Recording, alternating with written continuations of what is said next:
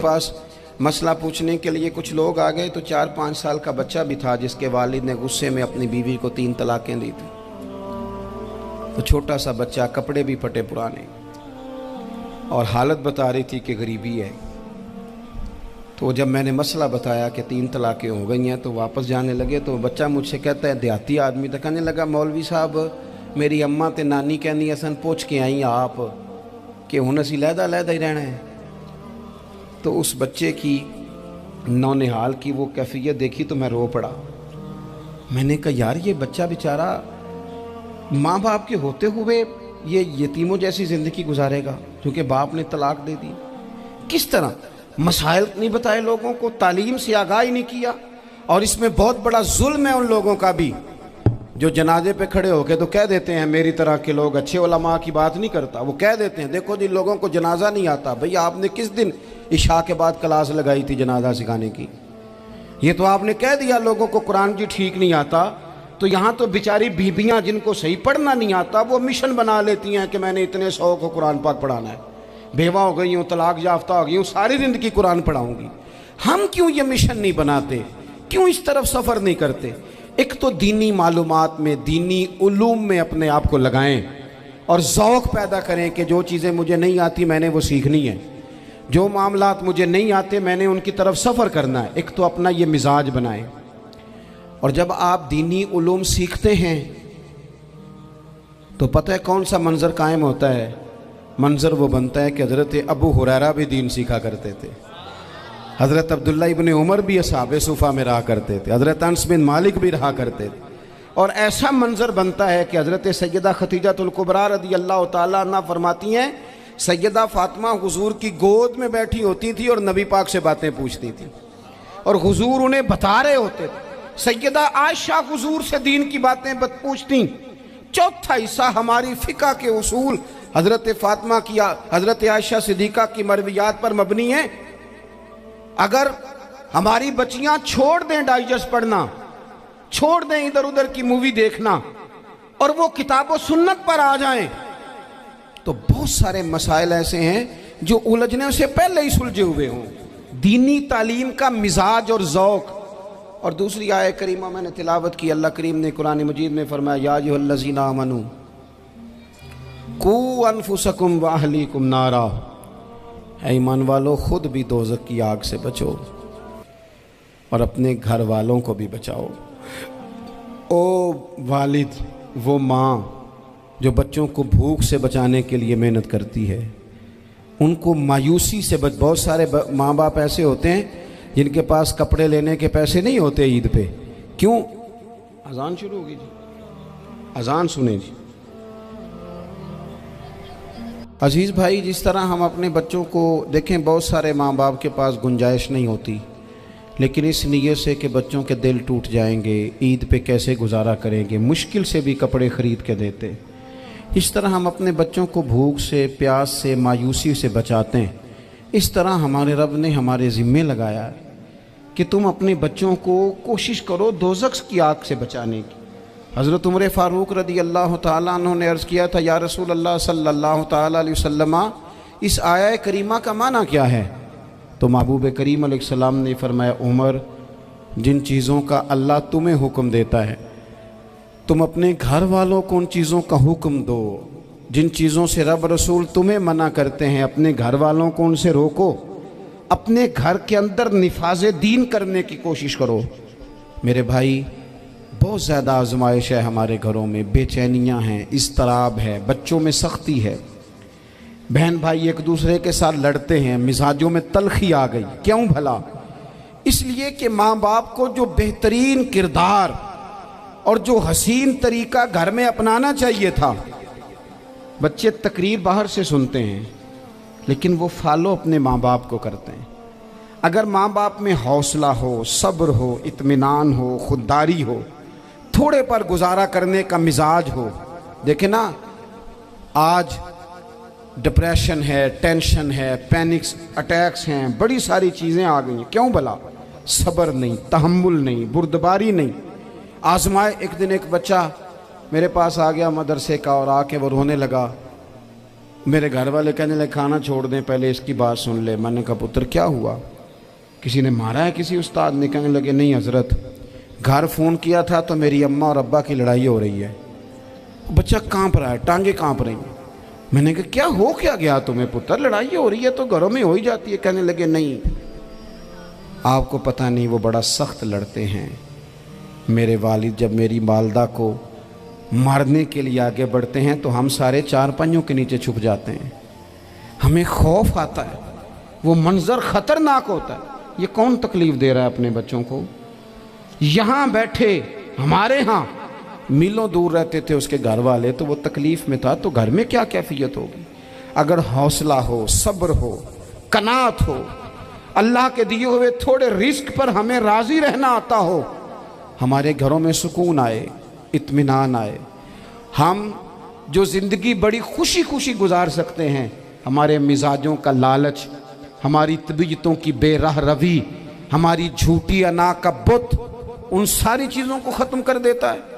اپنی زندگی کے اندر اگر ہم وہ کردار اپنے بچوں کو دیں جس کردار میں موبائل بھی ہو، جس میں گاڑی بھی ہو، جس میں پیسے بھی لا کے ابا دراز میں رکھتا ہو، لیکن والد کا گھر میں مصلی بھی موجود ہو، اس کی کوئی تسبیح بھی ہو، وہ یہ بھی کہتا ہو کہ خدا نے اپنے فضل سے آج 5,000 دیا ہے تو اس میں 1,000 غریبوں کا بھی ہے، اس میں تھوڑا سا میں نے اللہ کی رضا کے لیے بھی رکھا ہے۔ اگر کوئی مشکل آ جائے تو وہ باپ اور ماں کو صبر کرتا ہوا دیکھتے ہوں، اگر ایک باپ کر بات کرے تو دوسرا برداشت کرتا ہو۔ خدا را اپنی اولادوں کو اس اذیت کا شکار نہ کرو۔ اپنے گھروں کے اندر وہ خودداری، وہ پیار، وہ وقار، وہ محبت، وہ انداز۔ آپ تھکے ہوئے ہیں کوئی شک نہیں، آپ بہت سارے مسائل کا باہر شکار ہوں گے کوئی شک نہیں، لیکن آپ باہر سے تھک کے آئے ہیں، اور اگر آپ باہر اپنی فیکٹری کے مالک ہیں اور دفتر کے بڑے ہیں تو گھر میں بھی تو آپ بڑے ہیں نا۔ آپ کی ماں بھی تو انتظار کر رہی ہے، اس نے بھی تو دکھڑا سنانا ہے نا آپ کو۔ آپ یہ دیکھیے کہ آپ کے بچے بھی تو انتظار کر رہے ہیں، وہ چاہتے ہیں کہ ابا آ کے بیٹھیں تو ہم ان کے سینے پہ چڑھ کے تھوڑا کھیلیں۔ آپ کی اہلیہ منتظر ہیں، کچھ باتیں بیوی کسی اور سے نہیں کہہ سکتی، صرف اپنے شوہر سے کہتی ہے، لیکن وہ تو آتے ہی جلال میں آ گئے صاحب، وہ کہنے لگے تو بڑی نالائق ہے، میں تھکا ماندہ آیا ہوں اور تو نے مجھے کہانی سنا دی ہے۔ وہ اس خاتون سے شدت کے ساتھ پیش آنے لگے۔ میرے رسول پاک کی حیات نور کو دیکھو، حضرت ام ایمن حضور کی رضائی والدہ ہیں، ان کی بھی خدمت ہو رہی ہے، حضرت حلیمہ سعدی آ رہی ہیں تو خدمت ہو رہی ہے، حضرت عباس حضور کے چچا ہیں تو کریم فرماتے ہیں میرے چچا ہیں باپ کی جگہ پہ۔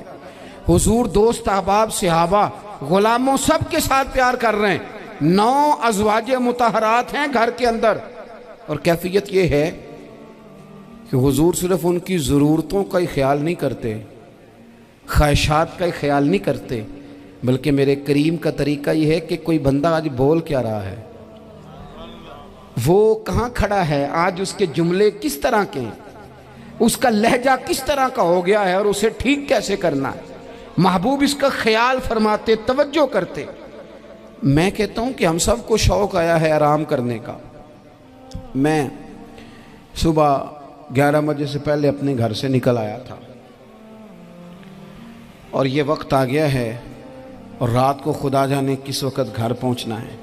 کئی دفعہ کیفیت یہ ہوتی ہے کہ گاڑی سے اترتے ہیں تو پھر دل کرتا ہے کہ کوئی اٹھا کے چلائے نہ کبھی، اس کے باوجود بہت سارے لوگ ناراض رہتے ہیں کہ ہم سے مل کے نہیں گئے، فوٹو نہیں کھنچوا کے گئے، فلانی جگہ چائے نہیں پی کے گئے۔ یہ تسلسل ہے، لیکن میں جتنا مرضی تھکا ماندہ گھر جاؤں گا نا، کبھی ایسا نہیں ہوا کہ میں گھر جاؤں تو بڑی ٹینشن میں جاؤں۔ میری گھر والی ایک دن مجھ سے کہنے لگی آپ نے کبھی نہیں کہا کہ میں تھکا ہوا آیا، بندہ تھک بھی تو جاتا ہی ہے نا، کبھی کہاں کرے نا۔ میں نے اسے کہا پتہ کیوں نہیں کہتا، اس لیے نہیں کہتا کہ میں نہیں چاہتا کہ میرے بچے یہ کہیں کہ ہم نے دین نہیں پڑھنا، ہمارا باپ تو بڑی مشکل میں ہے۔ ہم اپنے کام کے بارے میں اپنے گھر میں شکوے کرتے ہیں۔ آپ کسی بچے سے پوچھ لیں کون سا کام کرنا ہے، کہ جڑا ابا جی کر دے رہے وہ نہیں کرنا۔ کیوں؟ کہ ابا جی ہر روز تو کہتے ہیں میں بڑا الجھ گیا ہوں، یہ کام بڑا مشکل ہے۔ میں چاہتا ہوں کہ میں اپنے بچوں کو یہ بتاؤں کہ پتر میں تو جدھر جاتا ہوں پھول ہی پھول ہیں، میں تو جدھر سے گزرتا ہوں محبت ہی محبت ہے، میں تو جدھر سے دیکھتا ہوں دعائیں ہی ملتی ہیں، تاکہ ان کا شوق پیدا ہو۔ میرے عزیز، آپ تھوڑا سا دل بڑا کریں۔ اگر آپ ایک کی وجہ سے پورا گھر سکون میں آ جاتا ہے تو آپ دل بڑا کیوں نہیں کرتے؟ جگہ ڈھونڈتے ہیں بس مجھے کوئی تنگ نہ کرے، کوئی میری باپ ماں بدولت کو کوئی پریشان نہ کرے۔ بخاری شریف سنیے، حضرت عائشہ صدیقہ رضی اللہ تعالیٰ عنہ بیٹھی ہیں، حضور فرمانے لگے عائشہ آج ایک بات نہ بتاؤں تمہیں؟ یا رسول اللہ بتائیے۔ حضور فرمانے لگے جب تم مجھ سے ناراض ہوتی ہو تب بھی مجھے پتہ چل جاتا ہے، اور جب راضی ہوتی ہو پھر بھی پتہ چل جاتا ہے۔ تو حضرت سیدہ عائشہ صدیقہ بات سن کے بڑی خوش ہوئیں، یا رسول اللہ وہ کیسے؟ حضور فرمانے لگے کبھی کبھی تم قسم اٹھاتی ہو۔ یا رسول اللہ ہاں۔ فرمایا جب ہوتی ہو نا راضی، خوش، تو پھر کہتی ہو مجھے رب محمد کی قسم صلی اللہ علیہ وسلم، پھر تم میرے نام کے ساتھ رب کریم کا نام ملا کے قسم اٹھاتی ہو، رب محمد کی قسم۔ یا رسول اللہ بالکل ایسے ہی ہے۔ اور فرمایا جب تمہارے دل میں کوئی بات ہوتی ہے نا تو پھر تم کہتی ہو مجھے رب ابراہیم علیہ السلام کی قسم، پھر تم رب محمد نہیں کہتی۔ یہ بخاری مسلم میں موجود ہے۔ حضرت عائشہ صدیقہ نے تو بات سنی تو کھل گئی طبیعت، کہنے لگی کریم صدقے جاؤں، یہاں تک خیال فرماتے ہو؟ کس کے جملے کہاں پہنچ گئے، یہاں تک خیال ہے؟ فرمایا مجھے پتہ چل جاتا ہے کہ تمہاری کیفیت کیا ہے، کہاں کھڑی ہو۔ اور بھئی ہم تو اپنی ماں کا بھی خیال نہیں رکھتے۔ اللہ تبارک و تعالی اپنے بندوں پر بڑا مہربان ہے، وہ اپنے بندوں کو معاف کرنے والا ہے، اپنے بندوں پر رحمت کرنے والا ہے۔ ہم اللہ تعالیٰ کے عاجز بندے ہیں، خواہشات نفسانیہ کئی دفعہ معاذ اللہ غالب آتی ہیں، غلطیاں ہو جاتی ہیں، اور ان غلطیوں کی پاداش میں انسان اپنی جان پر زیادتی کرتا ہے۔ اللہ تعالیٰ معاف کرے تو اس کا سفر اللہ کے عذاب کی طرف ہوتا ہے۔ اب ہمیں یہ حکم ہے کہ ہم سب بار بار استغفار کریں اپنے رب کی بارگاہ میں، اس کے حضور توبہ کریں، اللہ سے معافی کے خواستگار ہوں۔ نبی پاک علیہ الصلاۃ والسلام نے تعلیم امت کے لیے فرمایا ہے کہ میں دن میں 100 بار اپنے رب سے استغفار کرتا ہوں۔ بار بار اس کی طرف رجوع کیا جائے، بار بار اپنے رب کے حضور معافی مانگی جائے، اور بار بار جائزہ لیا جائے اپنے اعمال کا۔ بار بار کوشش کی جائے کہ ہم اپنے آپ کو سنواریں، ہم اپنے آپ کو بدلیں، اپنے اندر تبدیلی لائیں، ہم ایسے اعمال کریں جس کی برکت سے اللہ تعالی ہمیں معاف فرمائے۔ اللہ جزائے بڑی مہربانی، جزاک بڑی مہربانی۔ کوشش کریں کہ ہم بار بار اپنا حساب کریں، محاسبہ کریں۔ ہمارے ہاں یہ ہوتا ہے کہ لوگ اپنی جسمانی صحت کا تو بڑا خیال رکھتے ہیں کہ میری طبیعت ٹھیک نہیں، ٹیسٹ کرا لوں، یہ چیز کھاؤں، یہ نہ کھاؤں، میں غور کروں کہ کس چیز سے میری طبیعت خراب ہوتی ہے، کس سے بہتر ہوتی ہے، اس کا بڑا لحاظ اور خیال کیا جاتا ہے۔ لیکن روحانی زندگی کس سے برباد ہوتی ہے، کون سے گناہ ہیں جو باطن کو اجاڑ دیتے ہیں، دل کو تباہ کر دیتے ہیں، اخلاق کا جنازہ نکال دیتے ہیں، اس پر ہم غور نہیں کرتے۔ اپنی ساری زندگی اپنا ظاہر سنوارنے میں گزار دیتے ہیں، اور دل جس پر رب کریم کی نظر کرم رہتی ہے اس پر ہم توجہ نہیں کرتے۔ سب سے پہلے تو اپنا محاسبہ کریں زندگی میں۔ حضرت عمر رضی اللہ تعالیٰ عنہ ایک جملے میں بات بہت بڑی ارشاد فرما گئے۔ آپ فرماتے ہیں کہ اپنا حساب کرو اس سے پہلے کہ تمہارا حساب کیا جائے، پھر حساب کیا جائے گا تمہارا پھر مشکل ہوگی۔ تو ابھی سے اپنا حساب کیا جائے۔ اب ان لوگوں کا معاملہ ہے جو دنیا سے رخصت ہو گئے۔ انسان خیر اور بدی اس کا مجموعہ ہوتا ہے. انسانوں میں نیکیاں بھی ہوتی ہیں، کمزوریاں بھی ہوتی ہیں. اب ہم میں سے جو دنیا سے رخصت ہو گئے ہیں ان کے تعلق سے ہمارے کوئی ذمہ داریاں ہمارے ذمے بچتی ہیں. ایک تو ہم سب کا معاملہ ہے، وہ میں نے پہلے عرض کر دیا کہ ہمیں اپنا حساب کرنا ہے، اپنے معاملات کو دیکھنا ہے، استغفار کرنا. پھر یہ کہ جو لوگ رخصت ہو گئے ان کے لیے کیا کریں.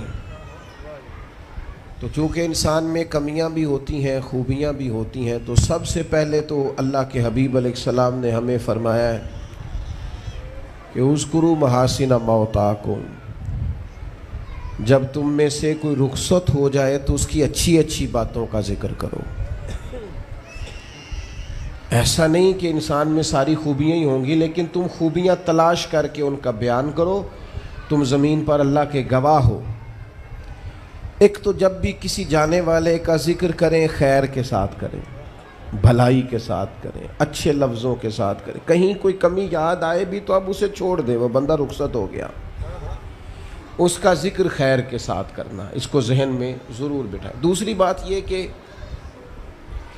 جب کوئی دنیا سے جائے تو اس کی طرف سے ایصال ثواب کریں، یعنی ایسے اعمال کرے جن کی وجہ سے اسے ثواب پہنچے.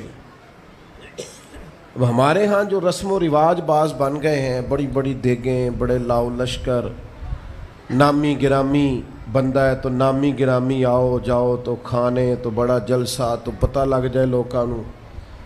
تو پہلے تو یہ یاد رکھو جس کام میں تھوڑی سی بھی ریاکاری ہو اس پر اللہ کی بارگاہ سے اجر کی امید کیسے رکھتے ہو؟ جب تک عمل خالص لوجہ اللہ نہیں ہوتا، جب اس پر ثواب مل نہیں رہا تو جائے گا کیسے؟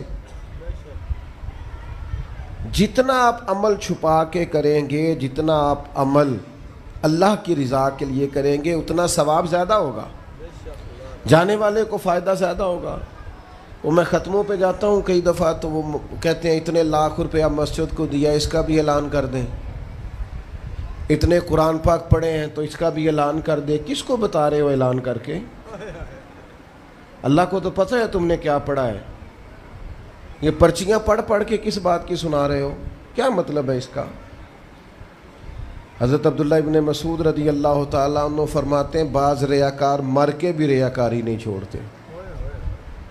حضور مر کے ریاکاری نہیں چھوڑتے، مرنے کے بعد کیسے ہوگی؟ فرماتے ہیں ان کی خواہش ہوتی ہے جنازے بڑے ہونے چاہیے، لوگوں کو پتہ لگ جائے فلانا گیا ہے. مرنے کے بعد بھی تو دکھاوا کر رہا. حضرت ابو ذر غفاری رضی اللہ تعالیٰ عنہ کا جنازہ چند لوگوں نے پڑھا ہے، 4-5 لوگوں نے، اور حضور کے محبوب ترین صحابی ہیں. بڑا جنازہ بھی بڑی بات ہے، اللہ تعالیٰ توفیق دے تو اچھے لوگوں کے بڑے جنازے، لیکن کسی کا جنازہ چھوٹا بھی ہو جائے تو مطلب یہ نہیں کہ بندہ ٹھیک نہیں تھا. بات کی سمجھ آ رہی ہے؟ تو میرے عزیز، ایصال ثواب کریں تو اللہ کی رضا کے محض. پتہ ہوتا ہے محلے میں غریب کون ہے، اپنے والد اور والدہ کے نام پر غریب کو دے دیں. کسی مقروض کی مدد کریں، اس بیچارے کی جان چھوٹ جائے. آپ کوئی گلی ٹھیک کرا دیں جہاں سے لوگوں کا گزرنا آسان ہو. آپ کچھ ایسا نظام کر دیں جس سے لوگوں کے لیے آسانیاں پیدا ہو جائیں. لیکن آپ محض وہی کام کریں گے جس سے دکھاوا ہوگا تو کیا امید کرتے ہیں اس پر اجر کی؟ تو ایصال ثواب دیکھیں قوم کو ضرورت کیا ہے، وہ والا ایصال ثواب کریں. حضرت سعد رضی اللہ تعالیٰ عنہ نے جب آن کر کے عرض کیا تھا کہ یا رسول اللہ صلی اللہ تعالیٰ علیہ وسلم، میری والدہ کا انتقال ہو گیا ہے تو میں ان کے لیے کیا کروں؟ تو محبوب نے فرمایا کہ فلاں جگہ پانی کی قلت ہے تو وہاں کنواں کھدوا دے.